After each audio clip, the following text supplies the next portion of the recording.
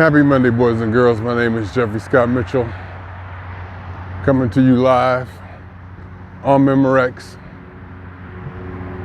Default location, alternate route. It's been a while since I did one of these talks, since we've had these talks.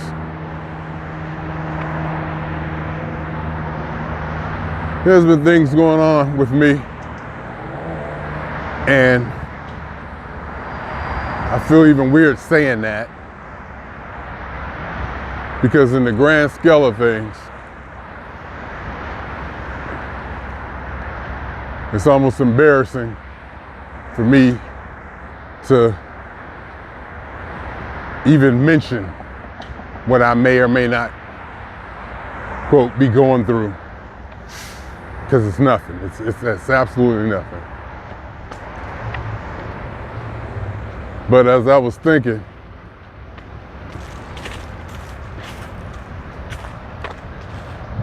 everything is relative and subjective.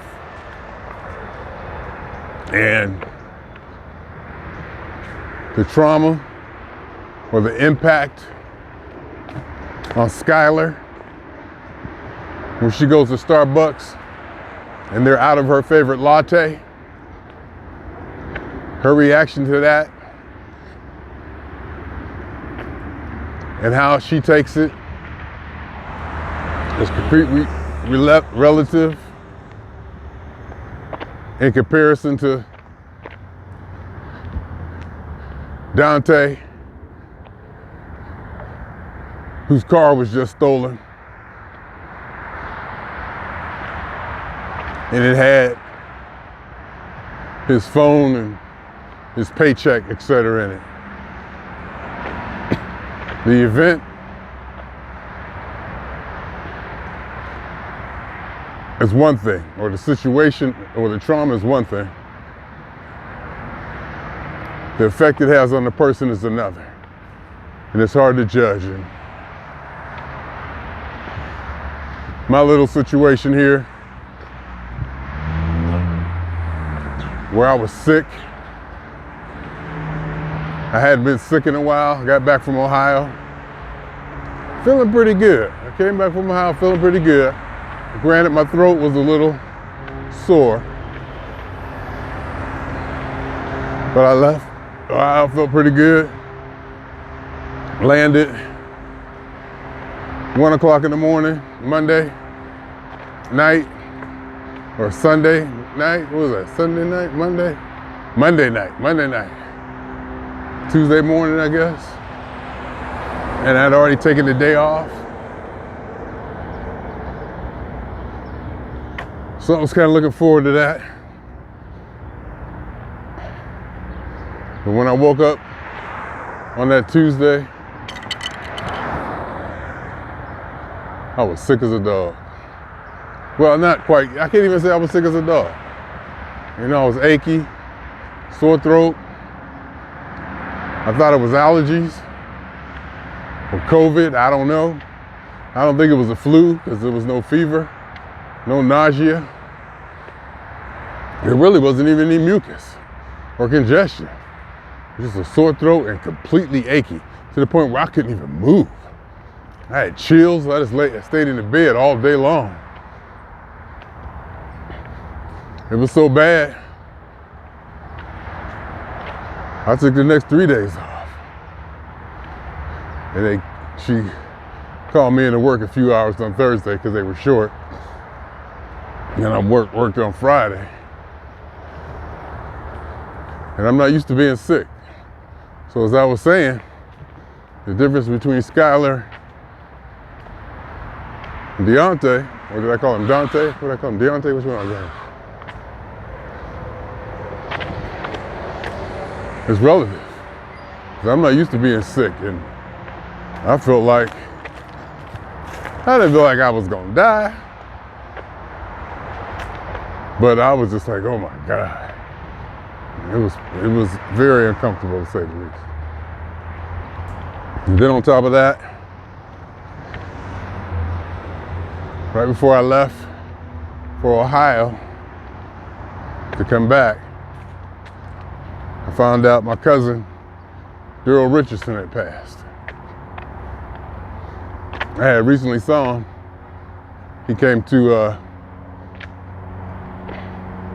my niece's graduation party we had back in Ohio, so I got to see him and all his sisters. These are my first cousins, and it made me think about, exactly what first cousins are. Are you here to turn first cousins, but do you really stop and realize it? And maybe not until now, where my kids are having kids, where the significance of first cousins kind of hits. Because I had to stop and think. First cousins are your parents' siblings' kids. That's about as close as you can get. Your parents' siblings' kids. My mother had one sister who had one daughter. My father had a brother and sister who had 8 kids, I believe. 8. And Uncle Jerry and Aunt Jerry had 3. Chip, Kelly, Kathy Jo, Aunt Joanne and Uncle Lawrence, I believe, had 5.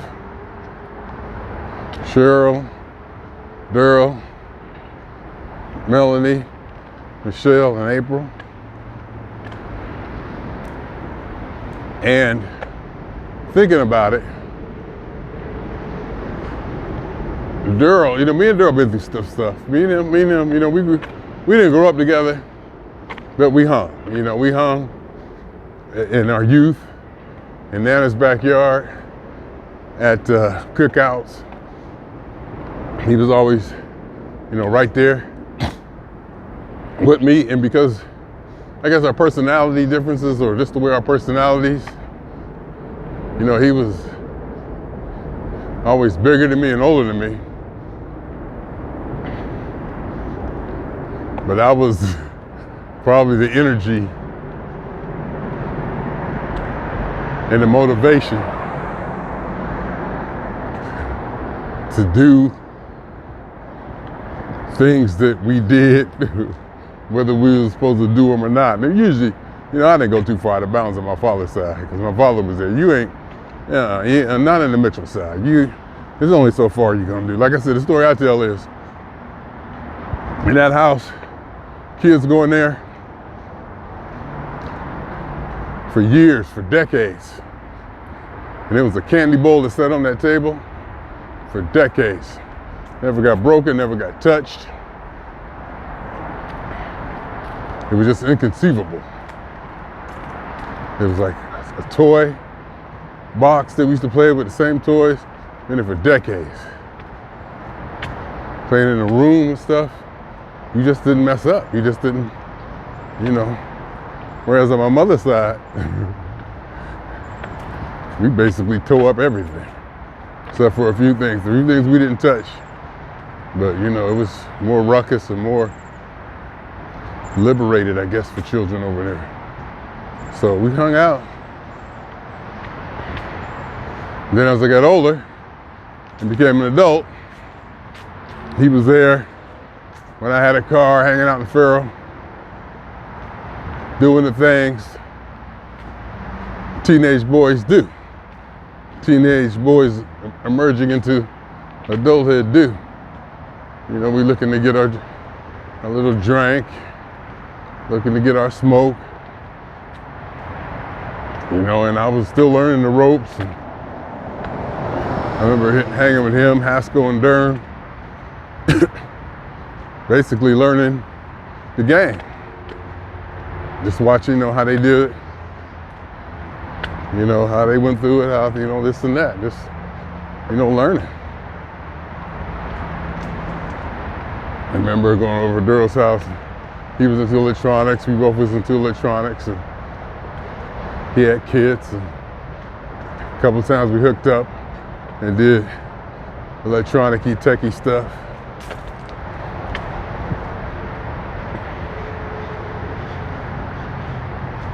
And I think he may be one of the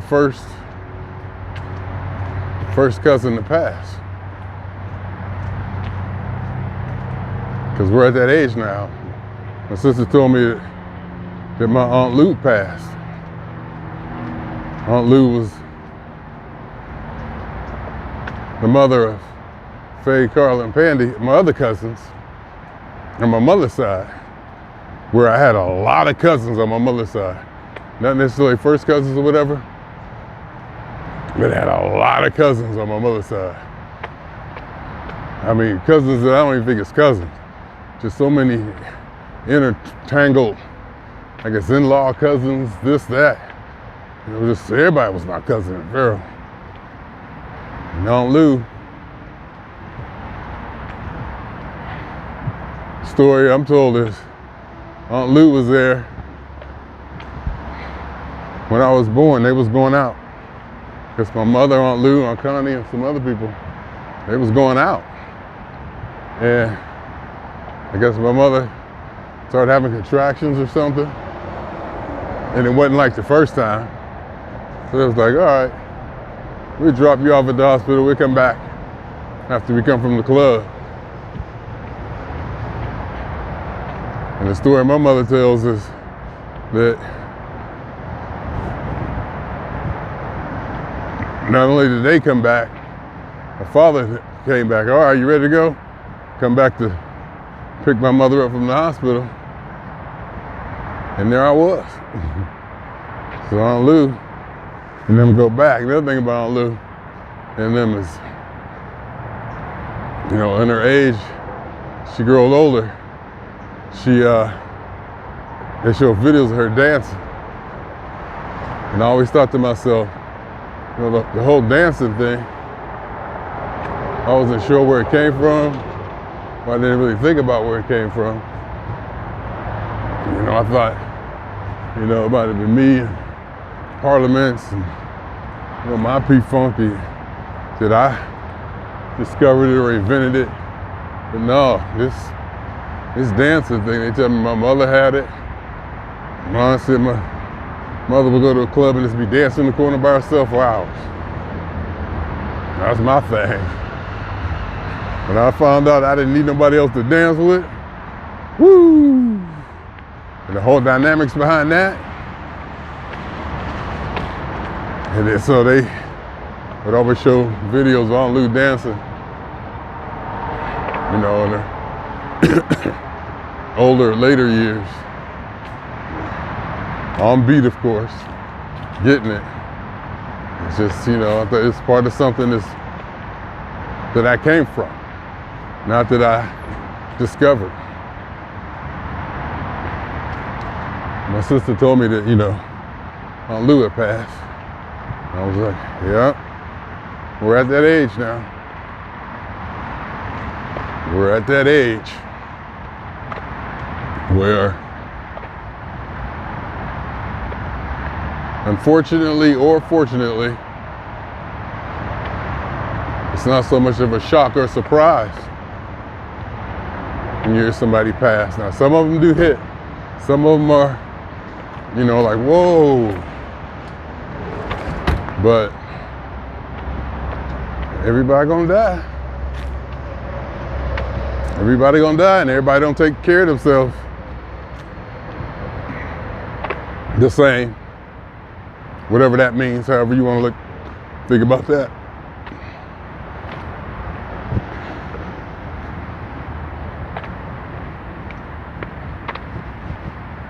You can see people in different levels of health and well-being, physically, mentally, and psychologically, and the toll it takes on them over the years,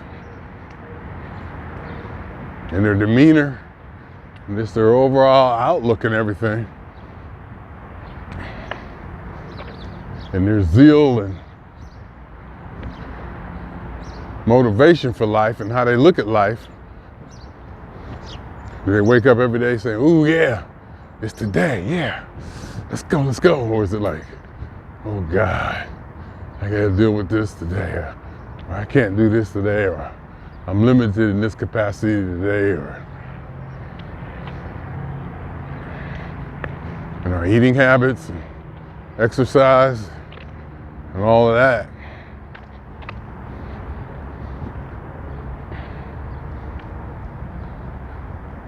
We're getting older.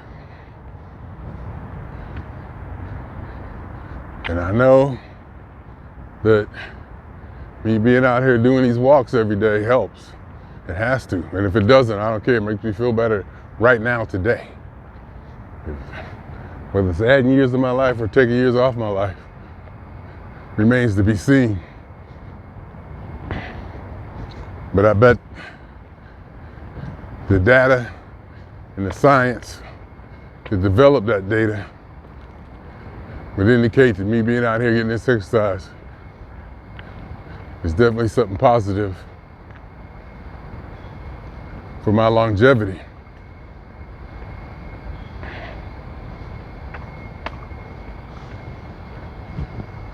But in fact, right now, as we speak, Daryl's funeral should be going on at Ruth AME Zion Church, the church I was actually baptized in, my father's side of the family.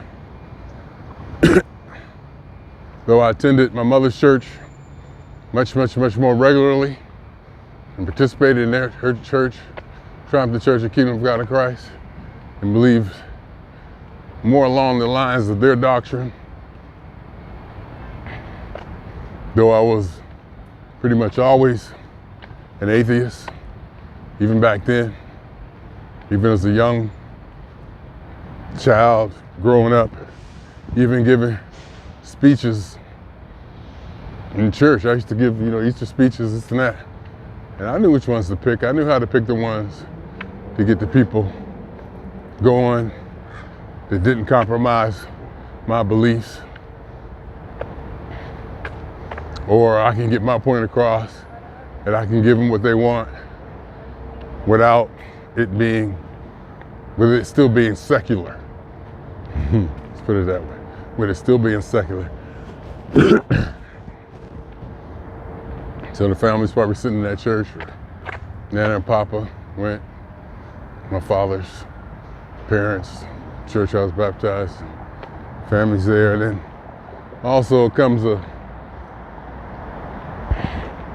you have to start making decisions or considerations. Do I go back for this funeral? Am I supposed to be there? And I guess you gotta kind of weigh in on all that and figure that. But I guess you just gotta go by your gut. And I guess it comes, some of them you just know you gotta be there. You're back there for the family or whatever. But this time, I thought about it, first cousin Daryl and Cheryl and all them, April, how they, going through there. I wanted to be there. If I was back there, I'd have been there. And having just flown back and being sick and being off work, and all that could be worked through. The money, all that could be worked through. That's not I could maybe use that as an excuse or reasoning, and probably in the scheme of social human dynamics, be allowed to get away with it based on that criteria. Everybody would say, yeah, but I don't know, airfare, I could have, but I guess the main thing, the PTO, missing work, all that started to pile up. And I said, I just got back, turn around and fly back. But it came down, and that's the final straw was, I'm still recovering, I'm still rather weak. And the idea of getting back on an airplane and going back there in that weather, not feeling 100%, that was probably the determining factor. I just didn't have the strength or the energy.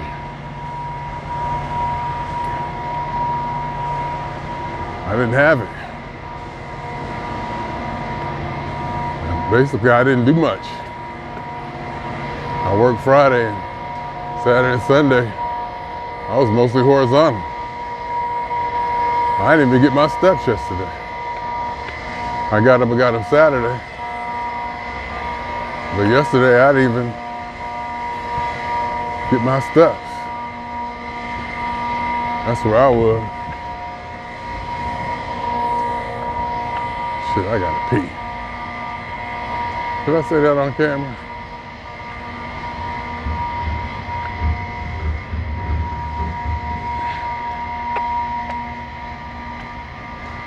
Let me pause this thing. Whew. Yeah, so I didn't get steps yesterday. Still recovering. Had a fairly good day at work Friday. I had a fairly good day at work, considering I hadn't done it in a week. Well, you may say, yeah, you've been doing it for 10 years now. It shouldn't be that difficult for you.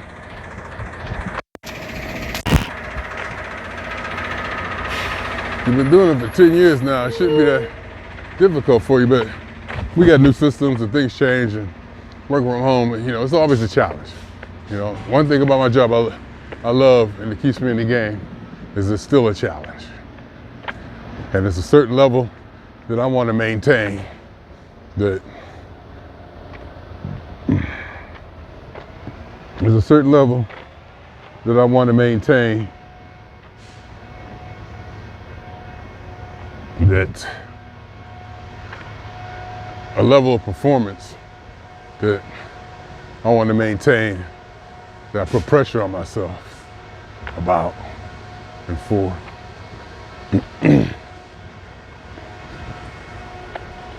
So every call or every email or chat that comes in, I turn on.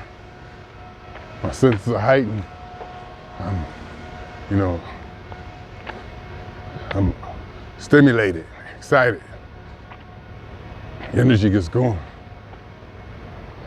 So I still treat every call, every contact, with the utmost respect. They got them a generator. Folks got electric. I ain't mad.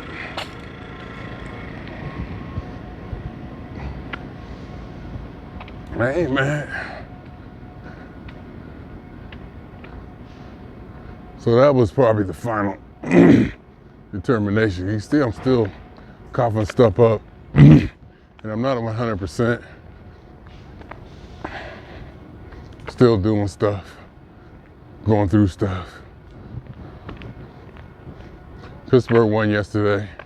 They beat Cleveland handily, like I knew they would. I was worried about the 6 points. Pittsburgh don't ever beat nobody the right way. And even one of the podcasts yesterday that I listened to, they took their foot off the gas early again. They're always taking their fucking foot off the gas early, letting the team make it closer. Now, of course, they had it won. But I had to give up 6 points.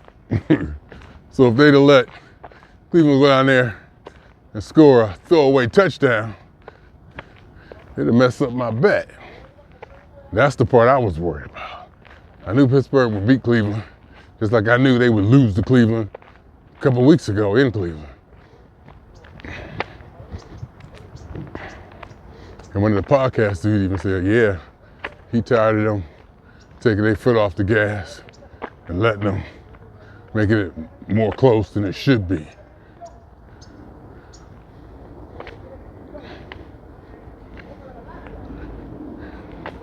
How these people up here doing?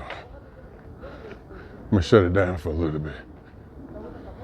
I ain't trying to be in their business. So I'm gonna pause it. Gotta take it out of their hands. See how I'm walking up here? See how they driving? See how it's rolling? He got all this whole side of the street up here. That's actually the walking lane. He riding in the walking lane. I just get out of people's way. I don't want them to have to make any decisions. Let me just go over here. You just do you. Stay where you at.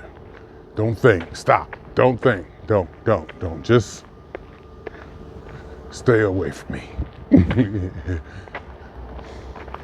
So yeah, my family's going through it. And now, as I was younger, growing up, looking at Nana and Papa and Grandma, I grew up with my grandma and Pharaoh on my mother's side, who was my mother's grandmother, my great-grandmother. So when I look at them and Thanksgiving dinners and the kiddie tables and how I was the kid, now I'm looking at, where I'm at the other end of that, for granddaughter and grandson. I'm the Nana and Papa. I'm the elderly patriarch or spokesman. I'm that authority or whatever you want to call it.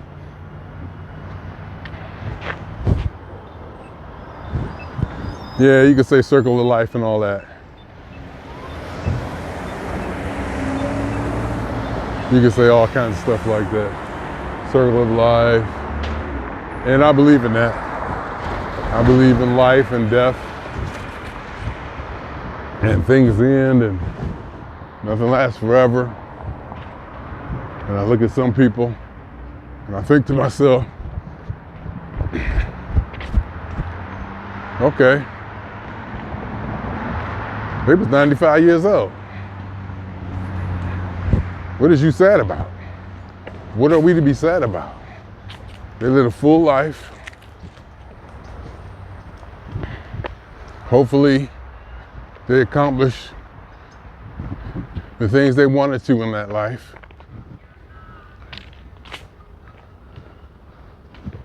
And they lived for 95. I mean, I understand that the tendency or the natural inclination to be sad when somebody passes, but it really should be more of a celebration in a lot of cases. Somebody told me, I think one co-worker or something, he said his mother passed. And I was like, how old were they? He said they were like 95. I was like, that's a win. And he said, like one day she just got up and, did the shower, the nurse, regular stuff, we're going through. And next day just passed. You basically can't answer too much more than that. You really basically cannot ask for too much more than that. Live to 95 and then, live your life up to pretty much a normal capacity before you go. And I think she went to sleep and didn't wake up. I mean, what the fuck else is there? How else do you want to go? Or do I want to know? Or do I want to be known so I can face it? Do I want to be alone during that time? Do I want somebody there with me? I don't know. I am I do like experiencing things by myself. And at that moment, I'm definitely thinking that I would want to be alone. I would want to, not have any distractions. Me and my mortality, head on, face to face. I mean, that's what I say now. I don't know. You don't know. You can't really say. You really can't say. You really can't say.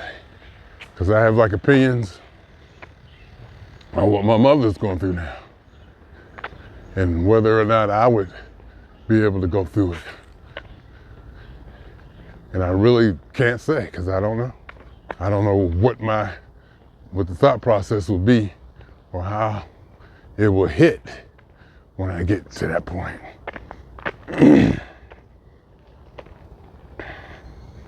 And by hit, I mean, how's it gonna feel when you get to that point?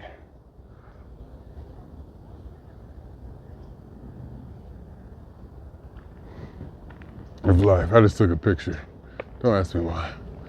Just took a picture. The fall day is kind of nice. I can take a screenshot when I get back, but.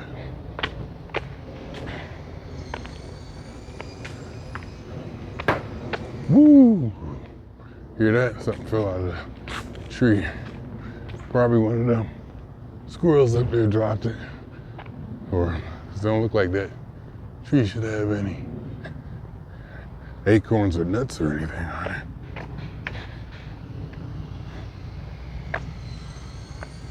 What is this? If I hit this, what does this do? Oh wow, what is that? Oh wow, we don't like that. Go back. Go back. What did I just do?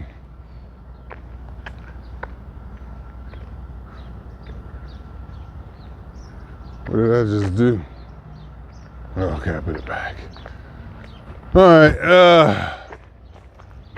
as you can see, there's a lot of homeless debris. People like setting fires for some reason. I think these people actually set these fires. I don't know if something caught on fire or somebody actually set that fire. I don't know. I gotta step it up. Let me maintain my pace to get home. I might need to go get some broccoli because I got cauliflower, but I might need broccoli for breakfast. I got sour cream. Cottage cheese and salad for the night, but I don't have any broccoli. But I could eat. Yeah, we'll see. We'll figure it out. Mr. Scale told me 221.0 this morning, which is not good, but considering it could have been a lot worse, but it's still not good. Should come right off, but this is like the third time, so it might not come off as fast as the other times, but we'll see. Because I'm not sweating, it's not summertime, I'm not sweating as much, I'm not gonna get that low after walk weight because I sweated, a lot of water weight off. So I've been losing about 1.8 pounds. I think I lose 2.8, 2.6 on a good walk. Order a new sauna suit. I'll start wearing that when it gets colder.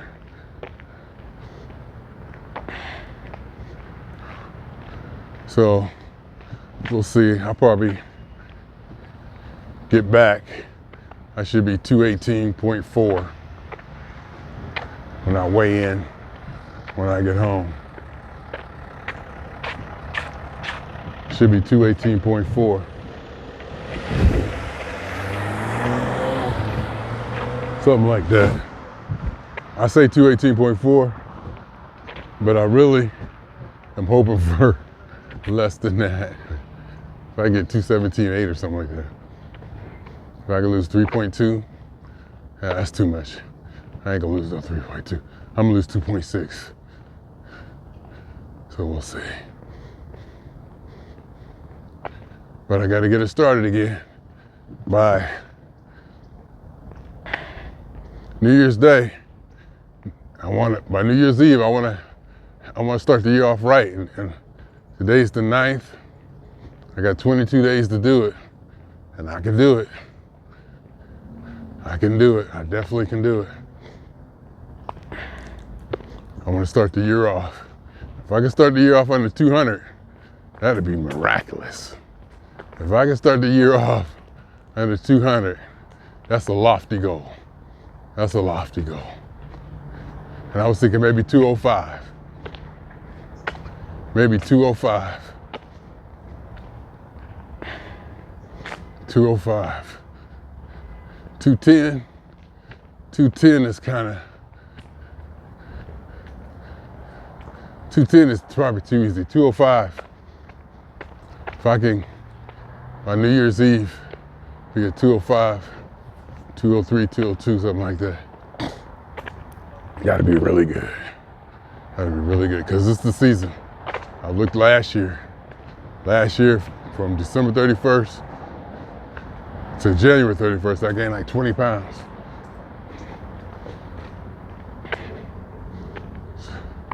So, and I'm ahead of that right now. Because I never took that weight off. So I'm still higher. And that weight never came off. Because I was down 200, 195, 198. November last year.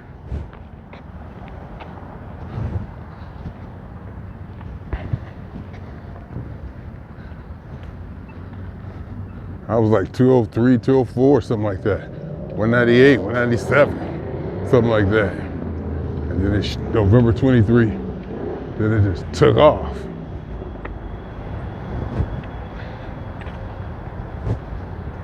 So if I can get down, if I get down to that weight, if I can get down to that 203, 202 for the new year, that will make me very, very happy. And I think I should shoot for that.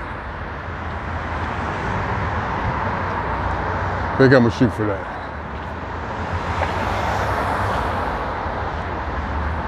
I also got my night guard.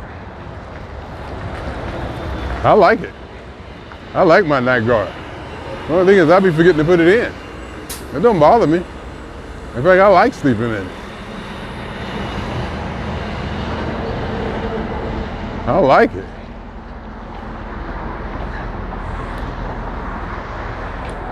I just forget to put it on sometimes. I could have made it.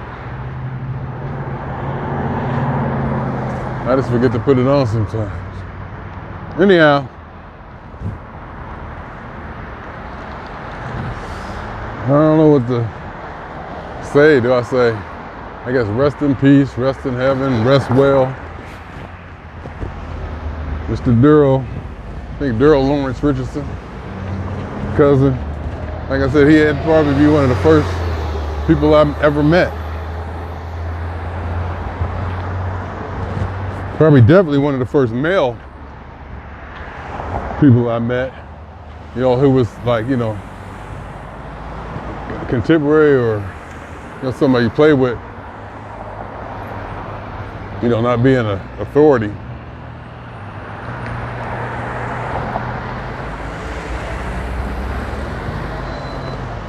So anything, that's what I say, rest well, because, I don't believe in heaven. What do Jewish people say? What do Jewish people say? They don't believe in heaven either. I gotta look that up. I gotta think of, I just think of condolences. I think sometimes I do say rest well. I'm not sure. Anyhow, so only y'all 2 times. For me, for the phone. And for every elementary particle that has ever existed in any atom in this or any universe that ever was, is, or will be. A totality of it all, theory of universe. Hypothesis of all as one.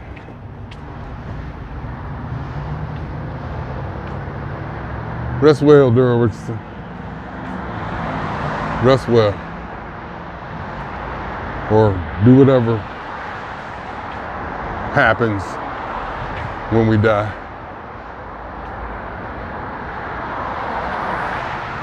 We will remember you. My name is Jeffery.